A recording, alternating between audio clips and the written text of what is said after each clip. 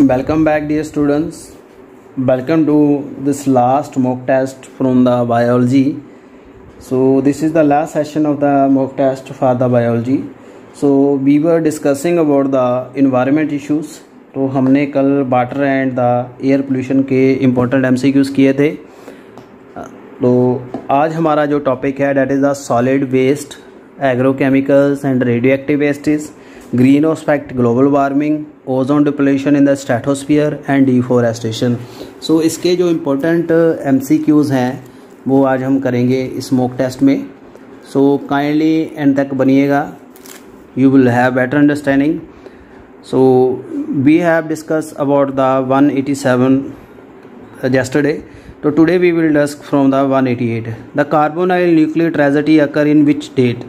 जो carbonyl nuclear gas निकली थी न्यूक्लियर प्लांट में कब हुई थी? 3 दिसंबर 1984, 26 अप्रैल 1986, 6 अगस्त 1945, 9 अगस्त 1945. तो ये हमने बताया था आपको. सोचिए, रिमाइंड करिए इसको. विच of the following is biodegradable प्लूटेंट? कौन सा बायोडिग्रेडेबल प्लूटेंट है? Sewage, plastic, asbestos, all of these. जिसको माइक्रो ऑर्गेनिज्म खा लेते हैं डेट इज़ बायोडिग्रेडेबल. अभी आप बताइए, सोचिए, ध्यान से इसका आंसर दीजिए, आराम से करिए. Nuclear power stations even with the adequate radiation safety mayor generate. जो न्यूक्लियर पावर स्टेशन होते हैं उसमें चाहे जितना मर्जी जो सेफ्टी का ध्यान रखा जाए फिर भी thermal pollution of water body, thermal pollution of the soil, noise pollution, all of these. तो फिर भी इफेक्ट्स होते हैं. कौन से इफेक्ट हो जाते हैं चाहे इसमें प्रिकॉशंस रखी जाए? तो 190 को सोचिए ध्यान से, कोशिश करिए आंसर देने की. Next we have the polyblend. Polyblend क्या है? Mixture of the two different type of plastic, fine powder of recycle modified plastic, a blend of plastic and bitumen, none of this. ये हमने किया था कल. आपके दिमाग में ऑप्शन देख के लाइन आ रही होगी. तो I have told you yesterday जब हमने इसका ट्यूटोरियल कंप्लीट किया था. बताइए जल्दी से इसका answer. Polyblend very very easy, बहुत आसान है. साथ में 188, 189, 190, 191 भी देख लीजिए. Thank you so much students. Next we have which of the following isotope is most dangerous to human being? Human के लिए सबसे खतरनाक जो समस्थानक है आइसोटोप कौन सा है? Phosphorus 32, strontium 90, caesium 137, iodine 131. Next we have which of the following statement is correct? इनमें से कौन सी स्टेटमेंट करेक्ट है? सो देखिए 193 को. Which of the following statement is correct? There are working ecosan toilet in many area of Kerala and Sri Lanka. Municipal solid waste are the wastes from the home, office, store, school, hospital that are collected and disposed by municipality. In the sanitary landfill, the wastes are dumped in a depression or trench after compaction and covered with dirt every day. All of these. इनमें से कौन सी statements हैं 193 की जो सही है, जहाँ सारी की सारी सही है? सोचिए ध्यान से, आंसर दीजिए. ये हमने टर्म की हुई है NCERT के ट्यूटोरियल में, आपने पढ़ी हैं ये सारी. So once again have a look from 188. Next we have the green house effect and global warming. 194 green house effect क्या है? Global warming cause by increasing CO2, ozone hole and increase chlorofluorocarbon, plant grown in the green house. बताइए इनमें से कौन सी term है जो green house effect को कवर करती है? सोचिए ज़रा. फर्स्ट टू ऑप्शन है global warming cause by increasing CO2, B option is the ozone hole, C is the increase chlorofluorocarbon, D is the plant grown in the green house. Next we have the 195. If the global warming continue the organism which may face more severe threat. अगर global warming बढ़ती है तो किन organism को खतरा होगा? Cow, banana, snow leopard, dolphin. Which of the following produces the least green house effect? इनमें से किसका सबसे कम ग्रीन हाउस इफेक्ट है? Water vapour, carbon dioxide, hydrogen gas, methane.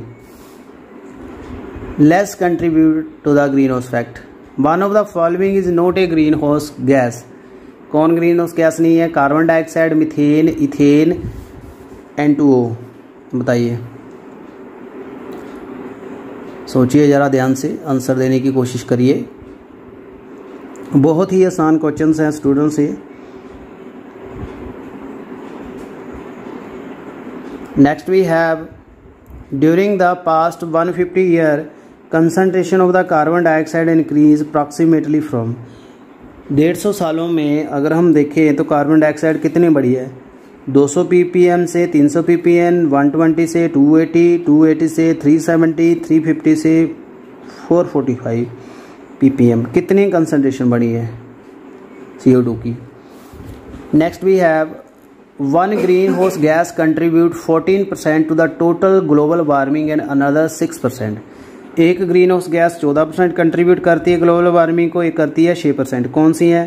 N2O, CO2, chlorofluorocarbon N2O, methane CO2, methane chlorofluorocarbons. ये लिखा था आपने, tutorial में पढ़ा होगा इसका आंसर। कोशिश करिए आंसर देने की।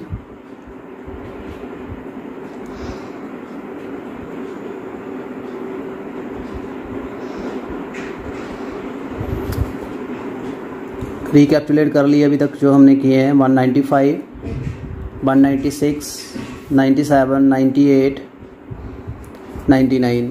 Next is the 200। Global warming will cause. Global warming होने से क्या होगा? Rise in the level of ocean, decrease in the glacier, reduction in the ice cap, all of these. क्या होगा? Rise in the level of ocean, decrease in glacier, reduction in the ice cap, all of these. Next we have the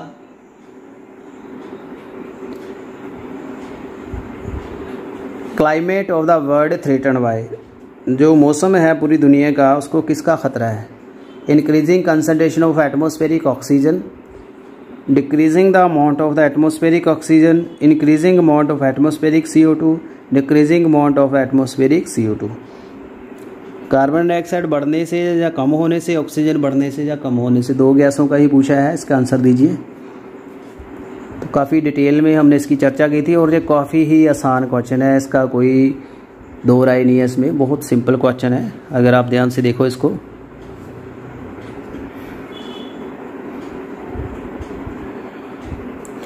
next we have the 202। Which of the following strategy is not a correct approach to reduce the global warming. इनमें से कौन सा तरीका सही नहीं है जिससे global warming को रोका जाए?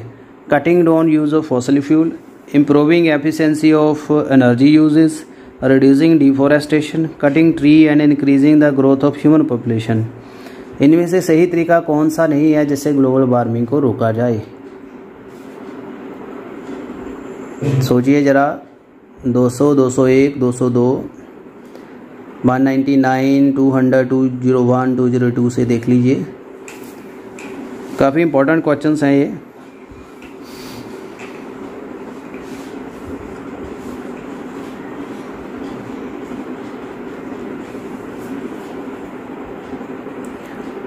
Thank you so much students. So this was all about the greenhouse effect and global warming. Next we have the ozone depletion in the stratosphere. Ozone depletion से related है। ओजोन इन द एटमॉस्फेयर, जो stratosphere में कितना layer है इसका? 10 से 20 kilometre, 20 से 25 kilometre, 15 से 30, 25 से 40 किलोमीटर। ABCD 4 ऑप्शन दिए हैं, बताइए। ओजोन O3 लेयर जो है किससे अफेक्टेड होती है? क्लोरोफ्लोरोकार्बन, कार्बन मोनोऑक्साइड की एक्सेस से, कार्बन डाइऑक्साइड की एक्सेस से, लो रेनफॉल से। कौन सी चीज़ है जो ओजोन को अफेक्ट करती है? बताइए आंसर। सो 2 प्रोटोकॉल पढ़े थे हमने, Montreal protocol and Kyoto protocol मैंने बताए थे आपको, तो आई होप आपने समझ लिए होंगे वो। UVB radiation from the sun cause which of the following disorder of eye? UVB cataract, glaucoma, dilation of pupil, retinitis. बहुत आसान है और जो सीधी लाइन लिखी हुई है NCERT में, आप इसका आंसर देने के काबिल हो। सोचिए ध्यान से, आंसर दीजिए इसका, सीरियसली सोचिए इसको। बहुत ही सिंपल क्वेश्चन है ये। UVB लिखा हुआ था उसमें। Next is the ozone whole कैसे होता है? UV radiation reach the earth, cataract, increase in skin cancer, all of these. क्या अफेक्ट करता है? यूवी रेडिएशन अर्थ तक पहुंच जाएंगी, मोतियाबिंद हो जाएगा, स्किन कैंसर बढ़ जाएगा, all of these. Ozone hole होने से क्या अफेक्ट पड़ेंगे? सो देखिए 203, 204, 205, 200 से ध्यान से देखिए इनको। साथ में आप यहाँ देख रहे हो 194, 193, 192, 91, 90, 188 जहाँ से हमने स्टार्ट किया था।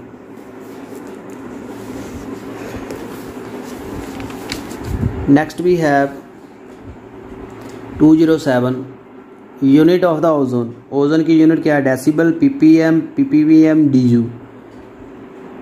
कौन सी यूनिट है? Increasing the skin cancer high mutation rate are result of. Skin cancer और म्यूटेशन के रेट बढ़ने के जो फैक्ट्स हैं किस वजह से हैं? ओजोन डिप्लीशन से, एसिड रेन से, कार्बन मोनोऑक्साइड पोल्यूशन से, कार्बन डाइऑक्साइड पोल्यूशन से। कौन सी वजह है जिससे ये फैक्टर बढ़ रहे हैं? म्यूटेशन हो रही है, स्किन कैंसर बढ़ रहे हैं। मॉनिटरी प्रोटोकॉल किसके साथ है? Control of emission of ozone depleting substance, control of the radio active waste, control of the desertification, protection of the management of forest. ये हमने डिस्कस किया था, आई गया पे अभी। तो बताइए यहाँ पे दो तरह के खतरे हैं, एक ग्रीन हाउस गैसेस का खतरा है, एक क्लोरोफ्लोरोकार्बन का खतरा है। तो इनके लिए अलग अलग तरह के प्रोटोकॉल यूज़ किए गए हैं। एक है क्वाइटो प्रोटोकॉल, एक है मॉनिट्रियल। तो इसके ऊपर बताइए किसके लिए यूज़ करना है। मैंने आपको ऑप्शन दे दिया है, तो बताइए, सोचिए ध्यान से, आंसर देने की कोशिश करिए। 207, 208, 209, pay attention.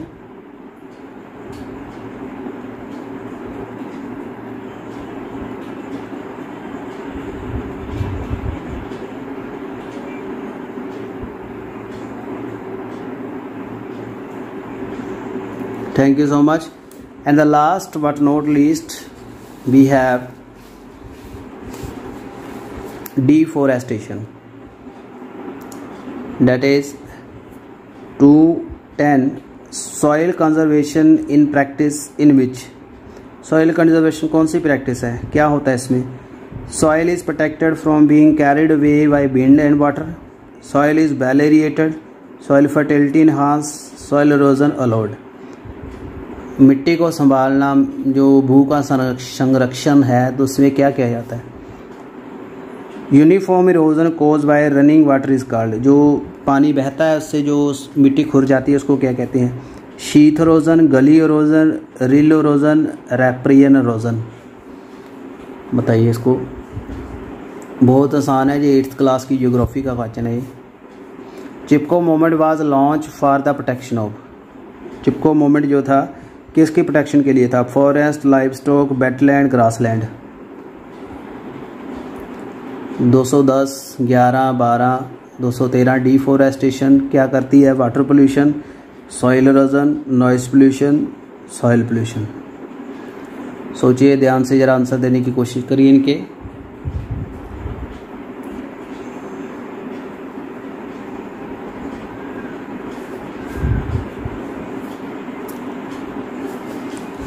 Next we have our last page 214 से।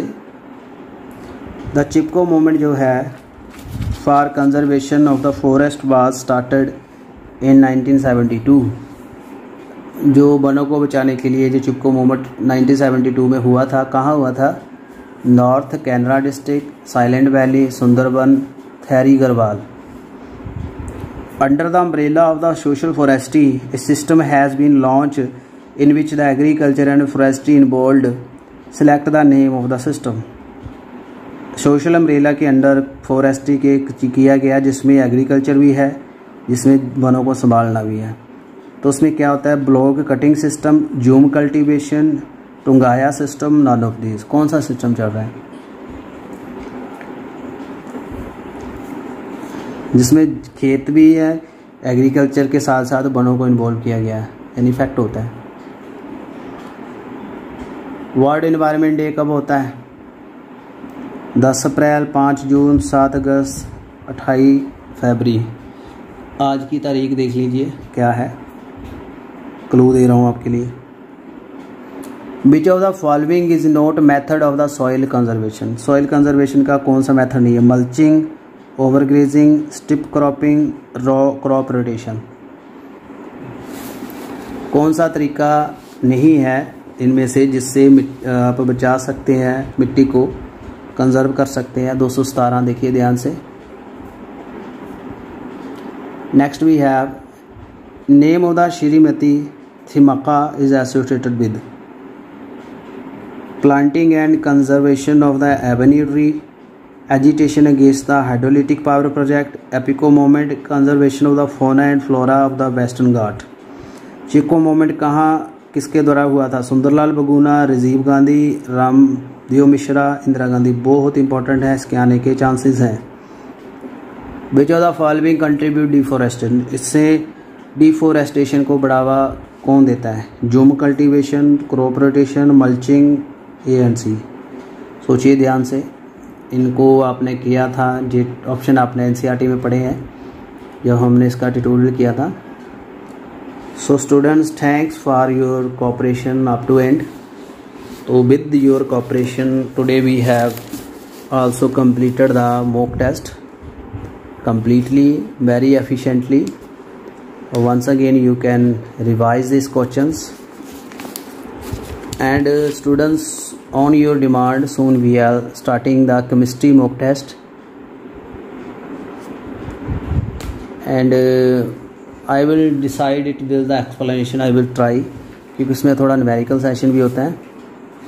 तो काफ़ी अच्छी आपकी पार्टिसिपेशन थी, थैंक्स फॉर डैट।